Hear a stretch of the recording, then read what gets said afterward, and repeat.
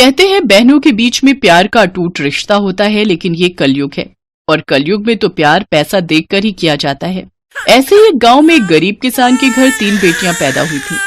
किसान ने तीनों का नाम रितु, राखी और रीना रखा था। लेकिन तीनों बेटियां जब 18 साल की हो गईं, तब वो किसान और उसकी पत्नी एक एक्सीडेंट में मारे गए। तीनों बेटियां अनाथ हो गईं। अब इस दुनिया में हमारा कोई नहीं है। पिताजी हमारे लिए कितनी मेहनत करते थे, अब हमें कौन खाना खिलाएगा, हम क्या करें।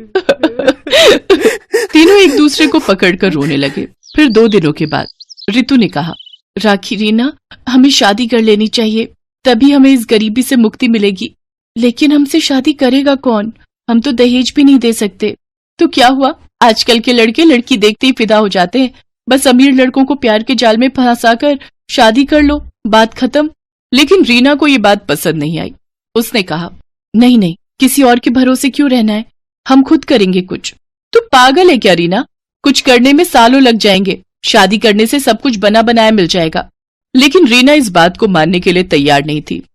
रितु और राखी अपने लिए लड़के ढूंढने लगे और रीना कॉलेज की पढ़ाई खत्म करने में लग गई।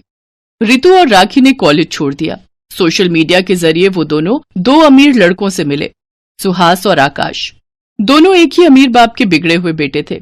रितु और राखी ने उन दोनों को अपने प्यार के जाल में फंसा लिया और कुछ ही दिनों के अंदर उन लोगों ने शादी भी कर ली। ससुराल जाने के बाद रितु और राखी के होश उड़ गए।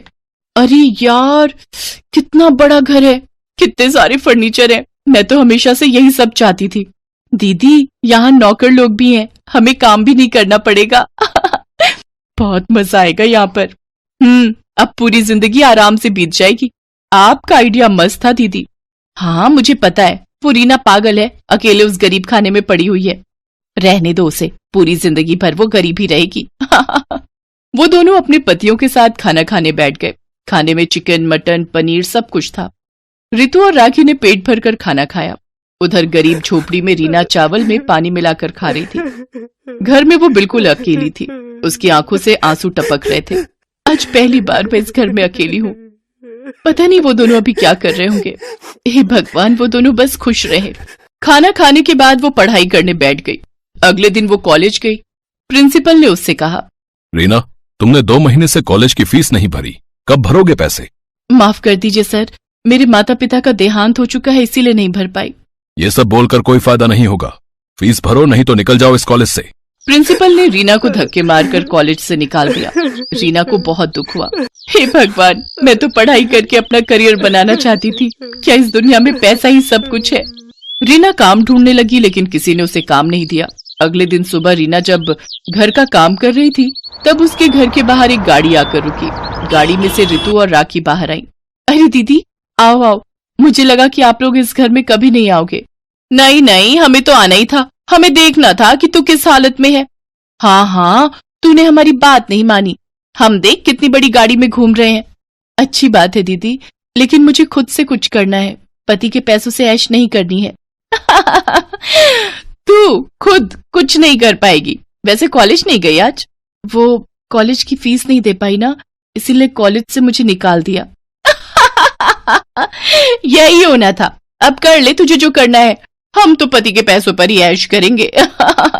वो दोनों गाड़ी में बैठकर चले गए। रीना को अपना पेट पालना था, लेकिन उसके पास ज्यादा पैसे नहीं थे। रीना के पास जितने भी पैसे थे, उन पैसों से रीना ने चावल और राजमा खरीदा और बाजार में राजमा चावल बेचने लगी।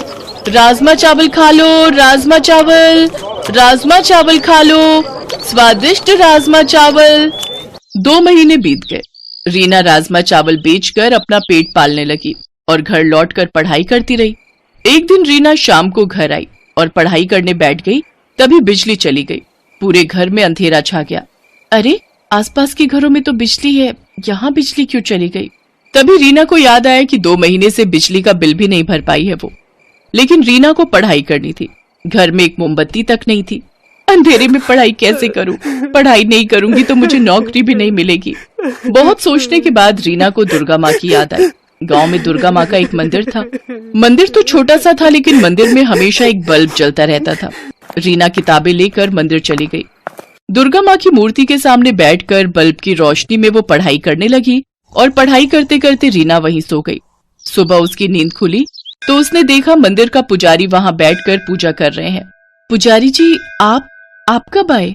थोड़ी देर पहले आया हूं बेटी। तुम सो रही थी, इसीलिए मैंने तुम्हें नहीं जगाया।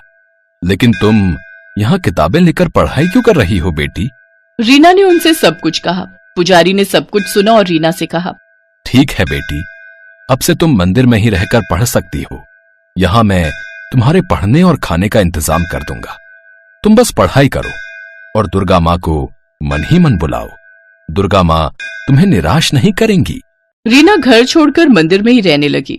उसने राजमा चावल बेचना छोड़ दिया और अपना पूरा वक्त पढ़ाई पर देने लगी।